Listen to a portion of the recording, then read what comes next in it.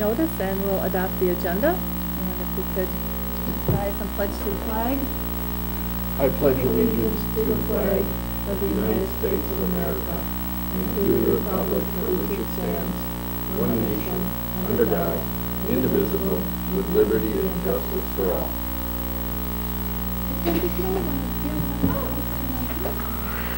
Well, this is a business meeting of the board, and so at this time, we could allow comments from the audience regarding items for future consideration. We have no one in the audience for comments today.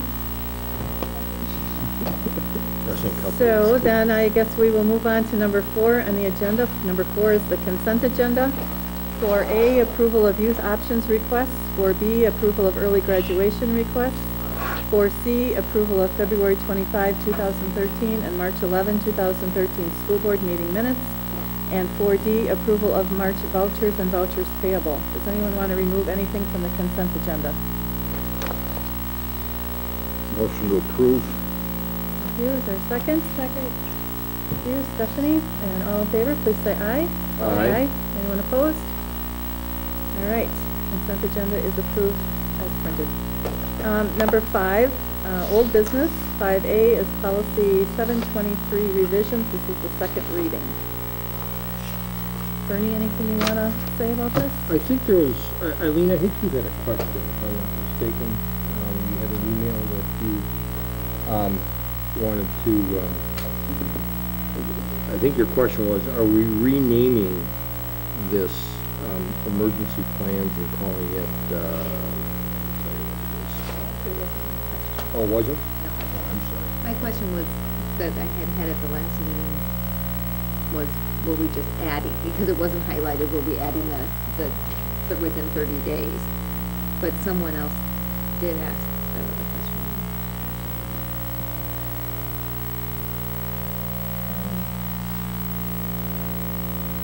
Let's see, I think.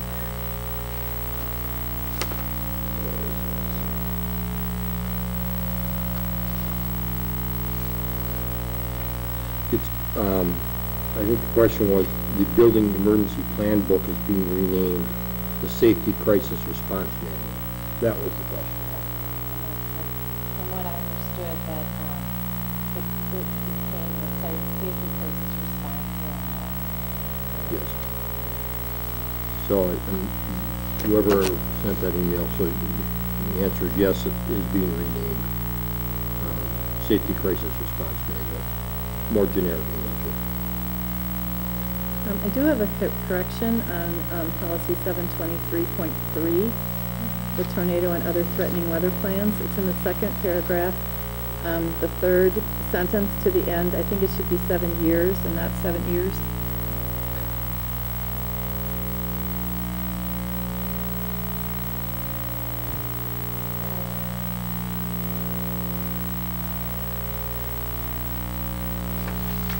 Other than that, any other questions or comments on the policies? I just had one question, and I'm sure it's just a clarification issue, that on the emergency plans, the part about district emergency handbooks will also be available in all administrative offices was struck. Is there any particular reason why we wouldn't want to have them in all offices? Yeah, well, Essentially, it is in every building. It's just not specifically when they've been, I think with the district emergency handbooks will also be available in administrative offices.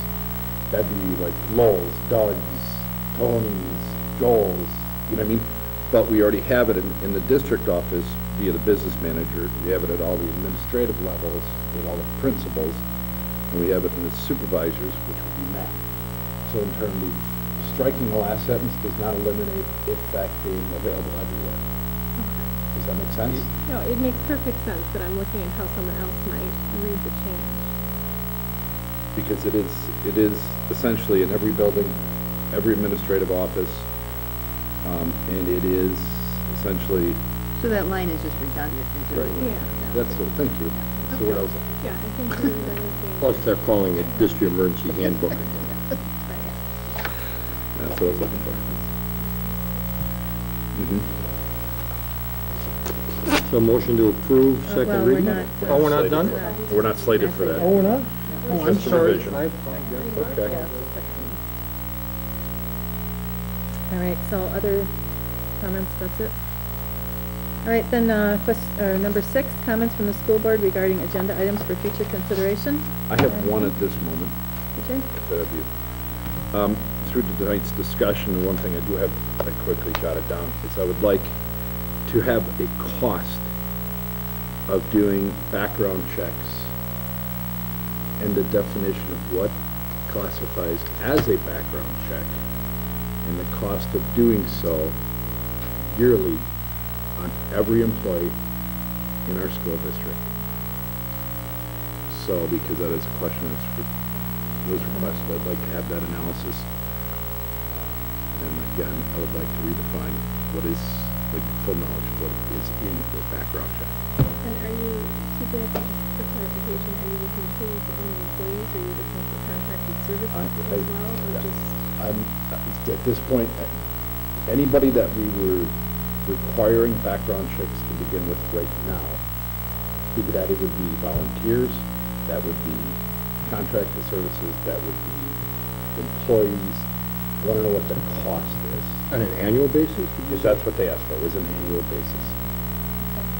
And what's included when a background check is done? Right, because I know there's multiple levels of background Right. checks. If you Yep. go for the CIA, you got one level. If you Right. go for the FBI, you got another level. If you're working in a school district, it's a volunteer parent, there's another level. What are we defining as our levels? Okay. Okay. Any other agenda items?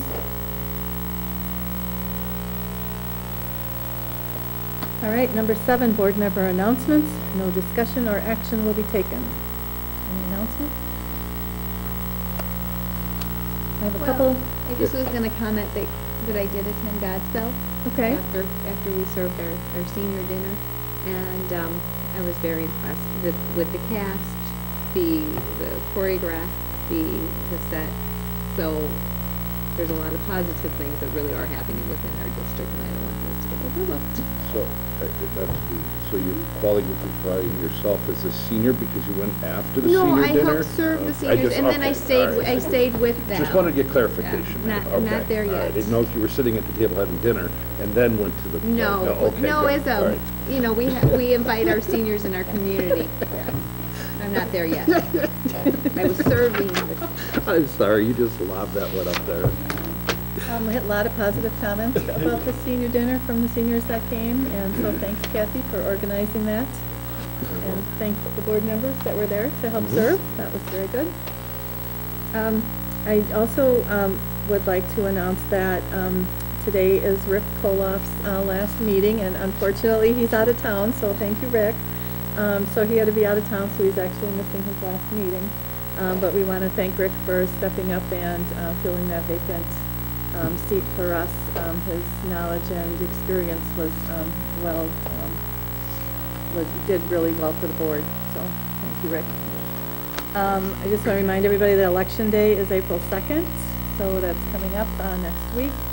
And then at our next meeting, which is April 8th, we will be welcoming and swearing in our new and current elected board members. Stephanie and Lou Ann are running for the board. So we'll be swearing in the new members, and then also at that meeting, we will be electing officers. So just to give you a heads up on that. Any other announcements? All right, done. Number 8, motion to adjourn to closed session pursuant to Wisconsin statutes 19.851C and F to discuss conduct, circumstances, and issues surrounding contracted worker. So moved. Okay, is there a second? Second. Stephanie? All right, we have to do a roll call vote. Eileen? What are we doing? Oh, Go into closed go in session. closed session, yes. AJ? Yes. Bernie? Yes. Stephanie? Yes. Nancy, yes. Point of order. Our attorneys here, can I ask a question? Is once we go into closed session, anybody's allowed to come into closed session that wasn't here? Well, I'm gonna call a recess now. until, because we want Lowell to join us too from the other meeting. So I will call a recess until Lowell returns from his other meeting. And so we are in closed session, but we're in recess. Thank you. Okay, thank you.